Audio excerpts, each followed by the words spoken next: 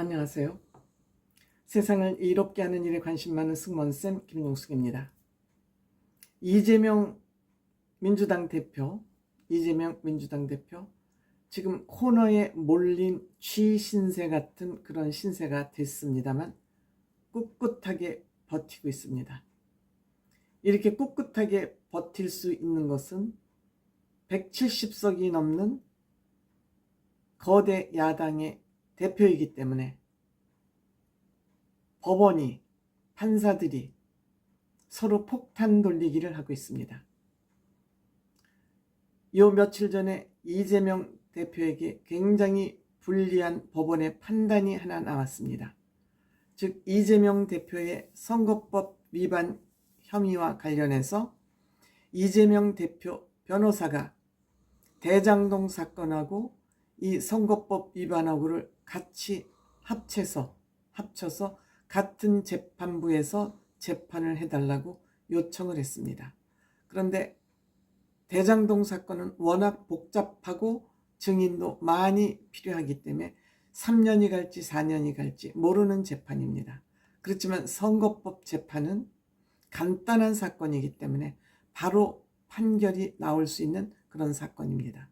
그런데 이 선거법 위반 재판은 민주당의 존립 이재명 대표의 정치 생명이 걸려있는 그런 재판입니다. 그러니까 재판부에서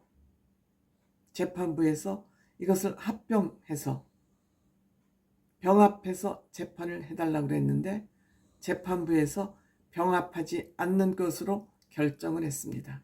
만약에 이것이 병합이 됐으면 이재명 대표는 대통령 후보까지 나올 수 있을지 모릅니다. 재판이 한도 끝도 없이 길게 재판을 엿가락처럼 늘리는데 이재명 대표가 전문가이기 때문이죠.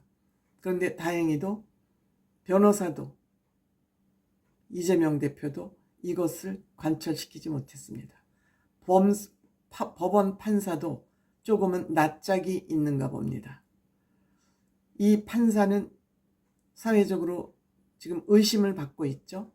재판을 연장하는데 협조하고 있다는 그런 비판을 받고 있는 판사이기도 합니다. 대한민국의 법원이 흔들리면, 법이 썩으면 나라는 망하는 것입니다.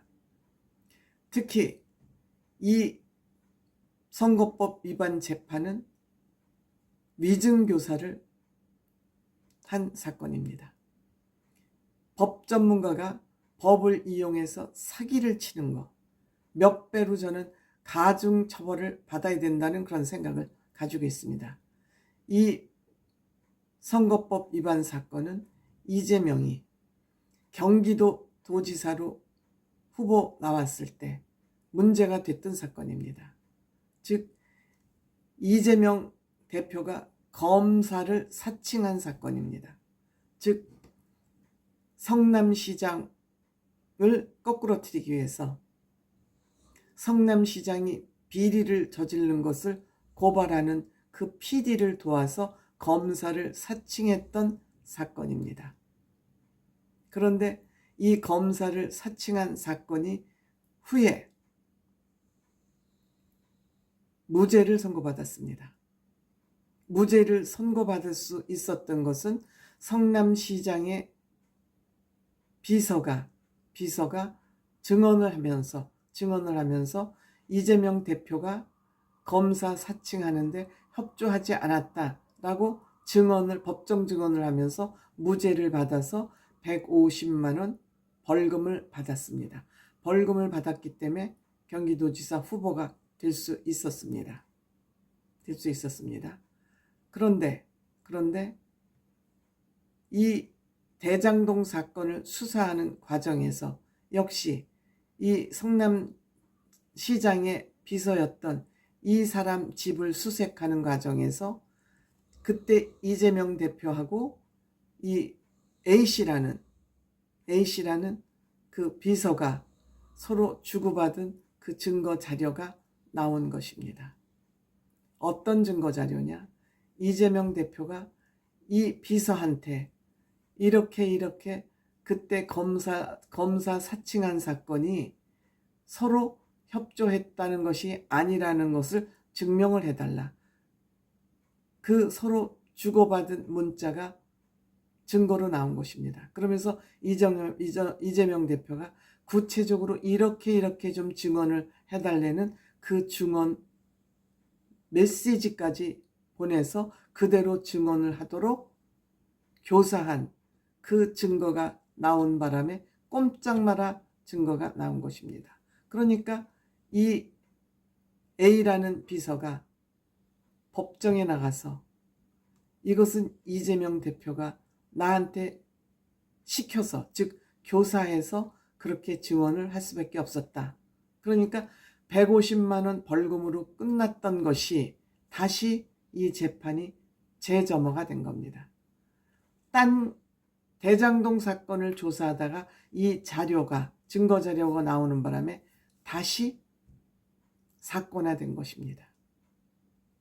그래서 이거는 증거가 다 나와 있기 때문에 뭐 재판을 여러 번 할 필요도 없이 바로 선고 가능한 그런 재판입니다. 그러니까 이 재판이 이재명이 유죄로 나올 경우 내년에 총선 출마권도 없어지고요.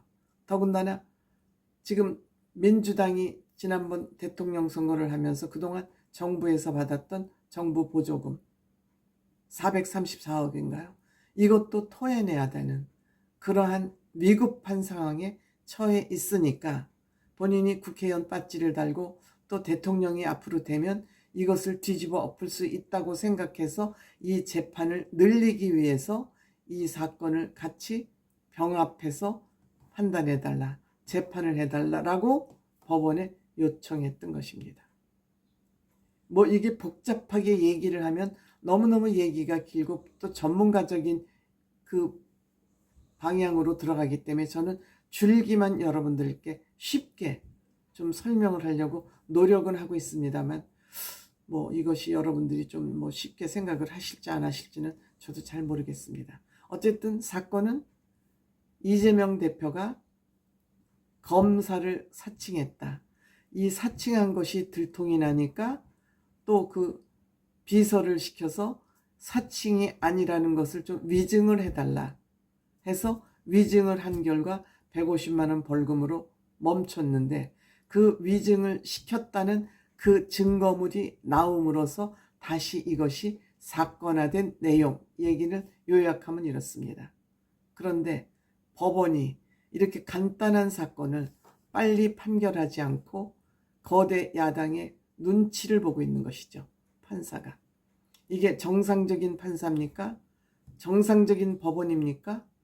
이재명으로 인해서 이 대한민국이 얼마나 혼란에 빠져 있습니까? 눈만 뜨면 뉴스에 이재명입니다. 더군다나 이재명은 본인이 법률가 변호사인 것을 이용해서 법을 악용하는 대표적인 주자 아닙니까? 또 이것을 국민의 세금을 받고 있는 국회의원들은 국민을 속이는 일에 본인의 권한을 다 쓰고 있습니다. 국민의 세금으로 법을 지켜야 될 사람들이 국민의 세금을 좀 먹으면서 이재명 지키기, 이재명의 거짓말을 감싸주는데 이 국회의원들이 앞장서고 있습니다. 이게 정상적인 국가입니까? 정상적인 국회입니까? 정상적인 국회의원들입니까? 이런 인간들을 우리의 피 같은 세금으로 먹여 살리고 있어요. 왜? 범죄자 이재명을 변명하고 감싸는데 쓰고 있다 이거예요. 뭐? 국회의원 배지를 달기 위해서. 그 배지를 달고 국민의 세금 피를 빨아서 또 이렇게 나쁜 짓을 계속하기 위해서 범죄자 이재명을 옹호하고 있다는 이 사실이 얼마나 한심스럽고 우리 국민들이 불쌍한 생각이 듭니다. 이런 것들한테 속고 있고 개딸들은 이러한 전술 전략에 속아서 이재명한테 가서 큰 절을 하고 있는 것이 지금 우리 대한민국의 현실입니다. 그렇지만 이재명의 이 셀 수 없는 범죄 사실은 머지않아서 다 사실로 진실로 드러날 것이고, 이재명은 아마, 저는 문외한입니다만, 법의 문외한입니다만, 이 범죄 사실들이 사실로 판결난다면 아마도 종신형을 받지 않을까, 그렇게 판단하고 있는 사람들이 많습니다. 법 전문가들 사이에. 이재명은 지금 코너에 몰렸건만 너무 당당하게 얼굴 하나 망가지지 않고, 완전히 이재명 대표는 정상이 아닙니다. 저 개인적인 생각입니다만, 뭐 생각은 자유 아니겠습니까? 사이코패스는 봐줄만 합니다. 왜냐, 병적 증상이 있기 때문이죠. 소시오패스는 용서가 안 되는 그러한 범죄입니다.